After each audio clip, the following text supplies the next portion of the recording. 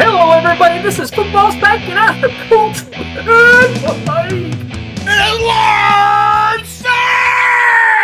We are at training camp, and man, football is just about back. We finally get some football news after about a 3 week of absolute snooze fest.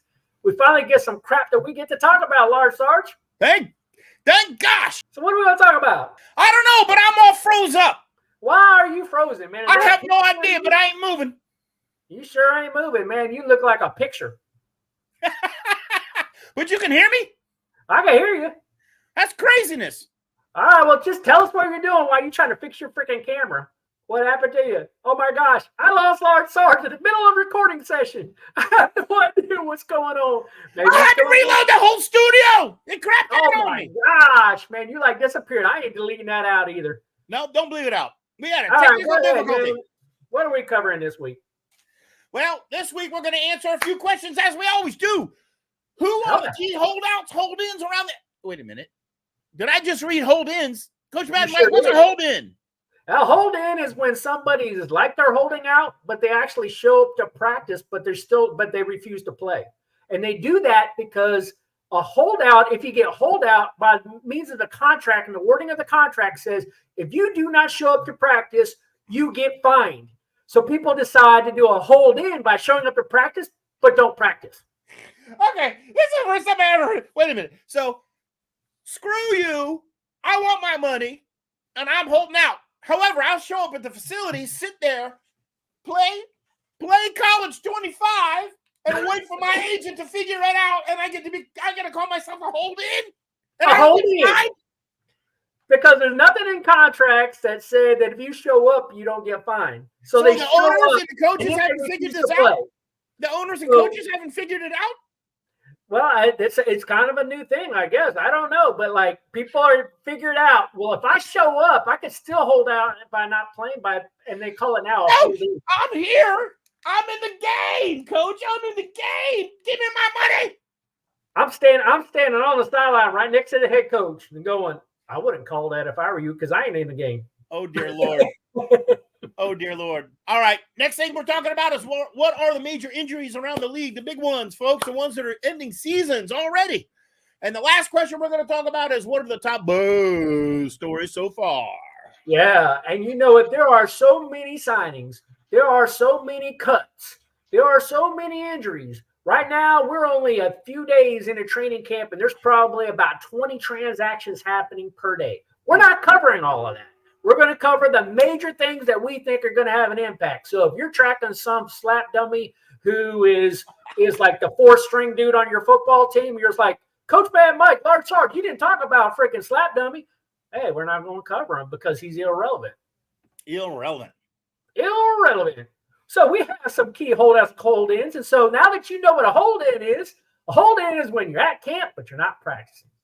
So Jordan Love's one of those guys. Obviously, he's trying to hold out for some contract extension. Because touchdown! Every other quarterback's making $50+ million. Jordan Love ran 100 yards in the game. But he wants guaranteed money. I want my money all guaranteed. Unbelievable. Trent Williams is an interesting case because he still has 3 years on a mega contract, but his contract right now no longer has any guaranteed money. So he wants it restructured to guarantee some of that money in case he gets injured. I get, with everyone else and the other news we'll talk about, I get it. He's worth it. Yeah. I mean, he's the number one left tackle in the NFL, probably the number one offensive lineman in the NFL. Oh. And then you got our boy, Brandon Ayuk, who we've been talking about, I don't know, for about a month and a half right now. Yeah. He decided he didn't want to get fined, so he goes, I'm going to show up for camp, but I ain't practicing for nothing. I'm a hold-in. Coach, I caught a ball from Jaden Daniels. Got a touchdown. Pay me. Jaden Daniels. The early release, man. All right. Then we got CeeDee Lamb, who's out there going, I want to get paid before Dak Prescott does because I know that the club can't keep both of us. So I want to try to cash in and stay a Cowboy. Man, I'm telling you that the triple knot that they got going on between Prescott, CeeDee Lamb, and the defensive guy. Yeah, Michael Parsons. Oh my God! How Dallas is going to get out of this one without major injury. I just don't see it. Just don't see it. Any way it works out, You're not keeping everybody. You know, everybody wants a buttload of money. You can't keep them all. Somebody's got to go. So, Coach, out of all three of those, which ones do you think are the absolute they must keep? First of all, to me, Micah Parsons is number one on my list of a guy to keep. And then you just have to decide offensively as an organization, do you believe Dak Prescott is your franchise quarterback? If you do not believe that, then you sign CeeDee Lamb. But to me, you don't keep Micah Parsons and CeeDee Lamb because it's going to completely bankrupt you're not going to fit under the salary cap. My opinion's a little different. You need a quarterback. And Prescott is a proven quarterback, franchise or otherwise. That's what they got to figure out. And I think Jerry Jones over anybody else because hey, ESPN already rated the running back group the last in the league. So the only thing you got saving you and holding you is Dak Prescott. And you need someone to throw the ball to. So I'd say Prescott, Lamb, and see you Micah Parsons. As bad as that would hurt, I think that's the best that they can do. If you let Micah Parsons hit the street, then my big old W boys right here are going to run because Dan Quinn is a huge Micah Parsons fan, and the feeling is mutual. You think they would go after that 110%? They would go after that 110% because you got to remember right now, we got Bobby Wagner, and he's probably a one and done before he retires. So the perfect replacement for Bobby Wagner would be Micah Parsons.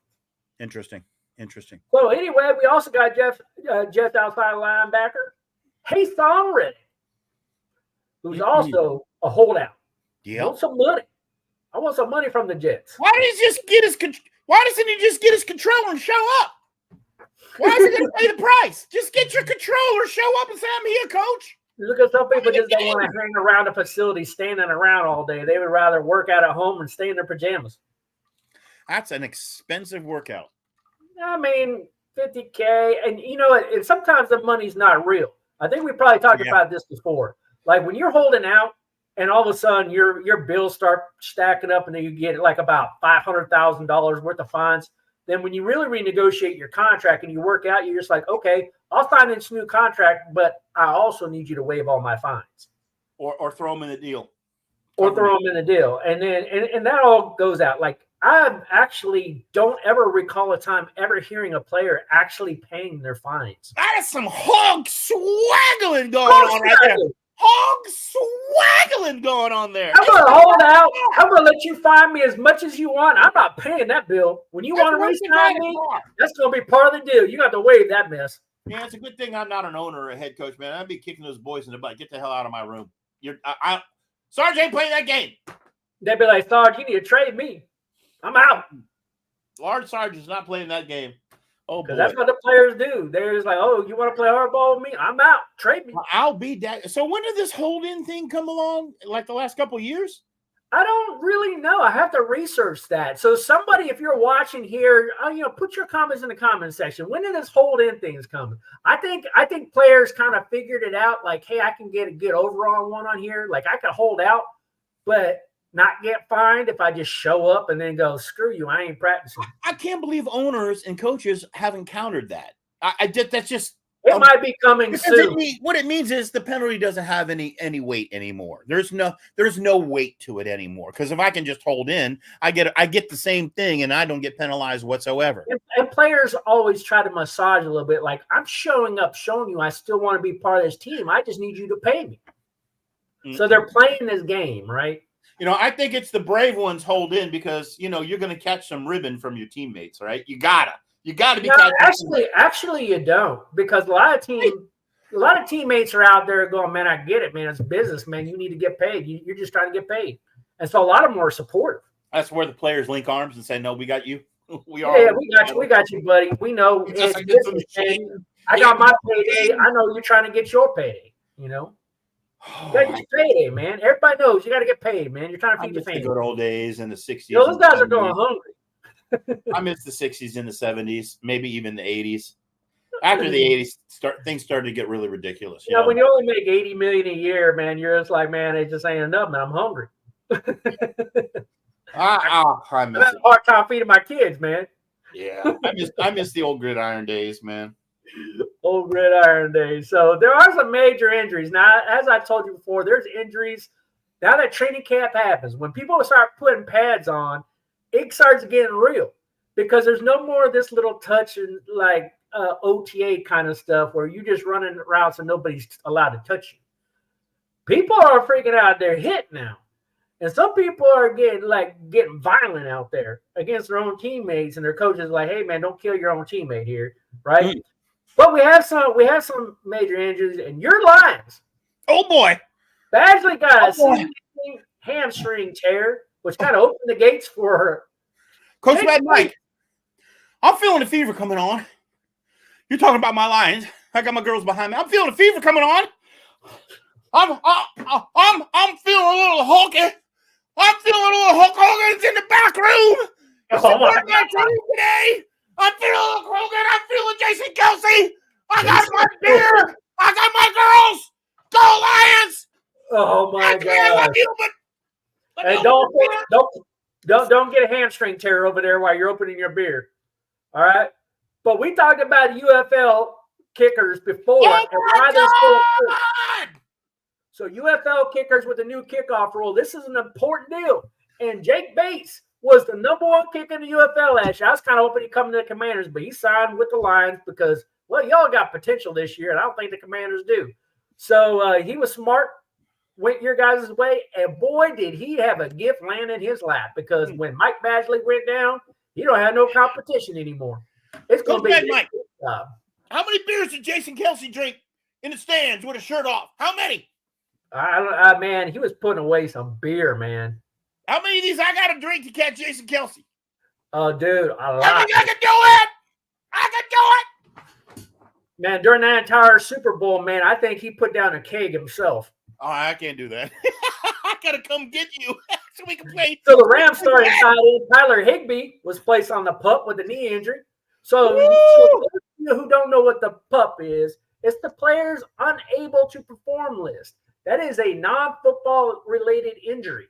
That means you did something on your own, you got hurt, and you're not able to participate in training camp. Coach Mad Mike. Whether you were doing that training on your own or you're off screwing off freaking bobsledding or freaking doing whatever it is that you thought you were doing, being a hero in your own mind, drinking beer and jumping off your house, you got an injury where you can't participate.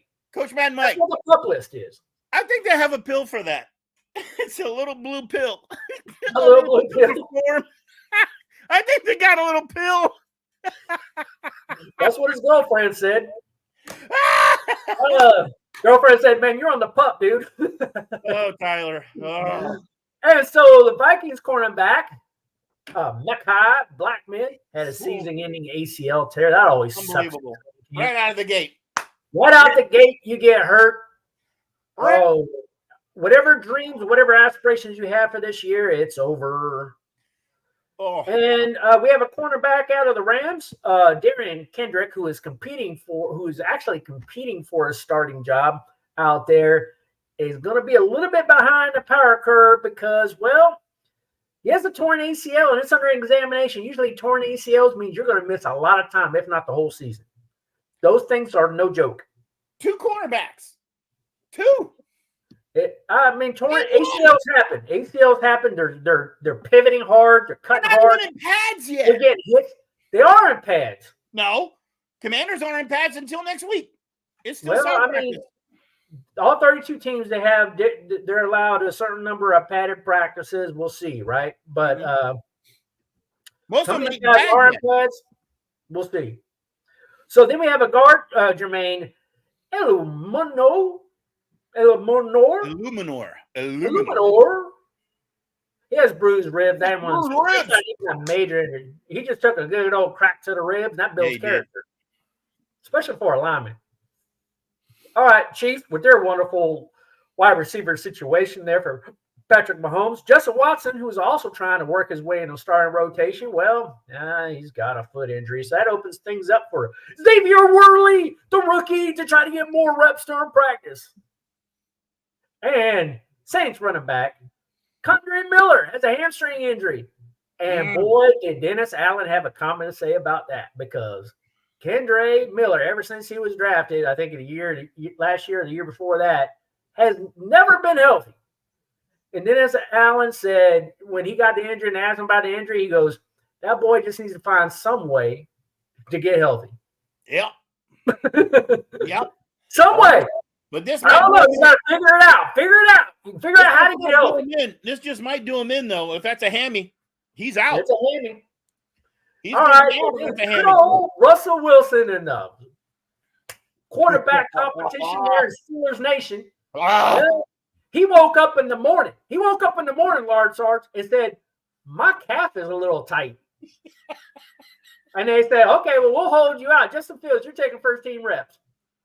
Just like that. Oh, if your calf is a little tight, we don't want to hurt you. You know what he needs?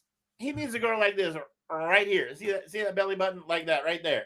I guarantee you, if he had a girl like that right there, working that calf muscle, it wouldn't be no problem. It wouldn't be no problem, man. But he woke up and was like, my calf is tight.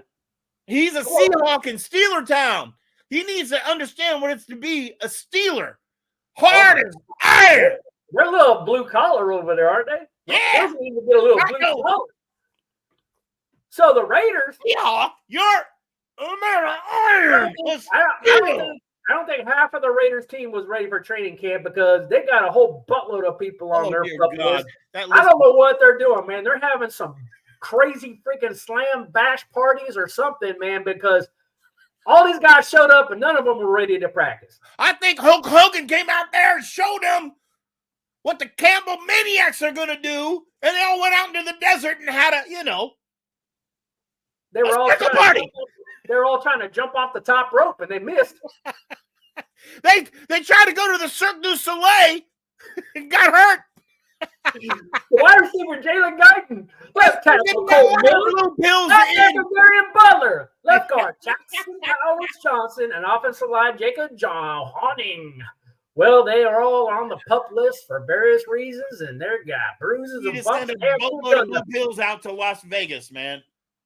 Man, that might be what's happening out there. They were probably all gambling and freaking got a big old fight. They might have gotten hurt with lap dances. Oh my gosh. So there is some major buzz going around the league. For you, your Lions again. David Botto, he used to be a yeah. Well, he got signed. Boom. For the life of me, this dude's been in the league since 2019. I don't know how that he is still considered part of the IPPP and doesn't count against their 90-man roster. Because I would thought that occurred like the first couple of years you're in the league. Now, so somebody needs to research this because I saw foul play. And we talked about this last night. I put up the news point for you, and you were like, "What? No, it can't be no way." Once he's signed, no way that guy doesn't count against the roster. Just because we're wondering just how accurate this is. That once you're in the IPP, you're always considered IPP, no matter how long you stay in the NFL and what team you sign with. Because you came from IPP. You don't go against the 53-man roster. Is not true. Or is it I will tell you, Malaita, who is the starting left tackle of the Philadelphia Eagles, I guarantee you he counts against their roster number. I think that there's a certain level, and I used to thought it would be like 2 years, like practice squad players or something like that, where you were eligible to not count against a team because you are a developmental player. I'm sorry. David Botto is no longer a developmental player. The dude's been in the league for like 5 years, man. 5 years, yeah. So we think we got faulty news reporting from, we won't mention the news agency MSN, but no, call them out. I call them these people. MSN, what are you doing? Is it true or is it not true? Fans, so if you know, research it. Put it in the comment section. Put in the comment section. Like, if you do some research, you find it. I'm really curious. I'm gonna look it up, but y'all look it up too, man. Does he really qualify for the 90-man roster exemption? Like, really? When you've been in the league for like 5 or 6 years? I don't think so. So good old Aaron Rodgers, man. Aaron Rodgers decided, I want to go to Egypt. I'm going to Egypt, man. I'm going to Egypt. It's a bucket list for me. I'm dying. I gotta go get my bucket list checked off. See ya. Yeah, Rodney, I got some news for you, man. I don't know what you did all off season, man, but like, dude, you had plenty of time to go to freaking Egypt, dude. His excuse was it was a bucket list trip. And if you got some bucket list thing because you think you're gonna die or something, and you need to spend your money, dude, retire already. You don't need the money. And go to Egypt. You go to Egypt as long as you want, bro. I think you got it. And it was $50K. So he's like, $50K. I mean, he probably spent more than that in Egypt. Yeah. So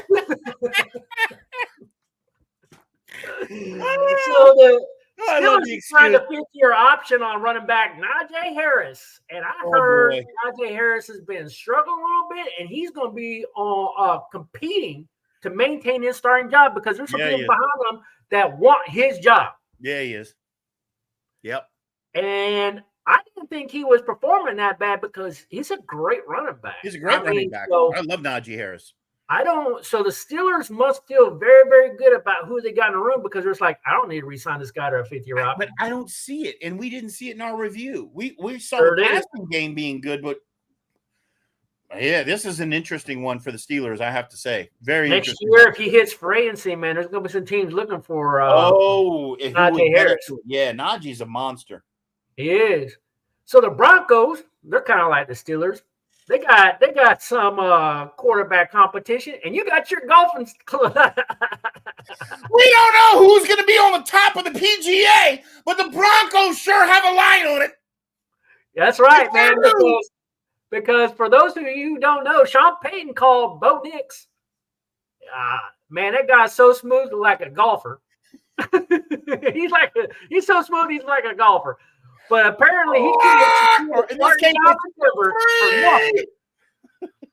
Oh my gosh! So him and Zach Wilson and Stidham, well, they're all competing, and Sean Payton don't know who he's going to throw out there yet because probably all 3 of them aren't ready now. Well, it ain't going to be Stidham. It's not. It's just not going to be Stidham. So the real thing boils down to, we had this conversation last night, and maybe it was last Wednesday. I can't remember when we talked about this, but. I think it was when we were doing the Commanders edition. We were talking about Jaden Daniels. That head coaches with rookie quarterbacks, they don't want to just give them the keys to the kingdom. They want them to earn it. Which I understand, and I agree with. And so this could be Bo Nix's job, but he's not going to give it to him. He's going to be like, you're going to have to beat out Zach Wilson. Well. And if you can't, then I'm going to sit you, and I'm going to do that. But let's face it. Sean Payton is going to start Bo Nix just like the Commanders are going to start Jaden Daniels. Yeah, and you know what? He's not trying to pretend.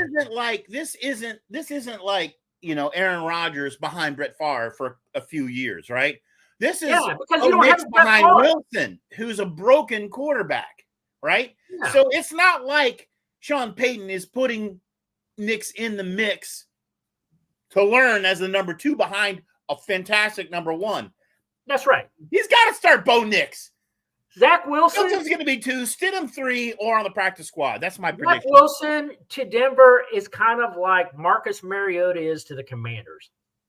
You don't really look at that and go, "Ooh, wow! I wonder who I'm going to start." Did you hear the news on the Mariota Jaden Daniels issue? Did you hear the news, Coach Mad Mike? No, there's no real news there. Oh, there was some news. Jaden Daniels had the star play yesterday, but Mariota had the star defense in the 2-minute drill and made major impression.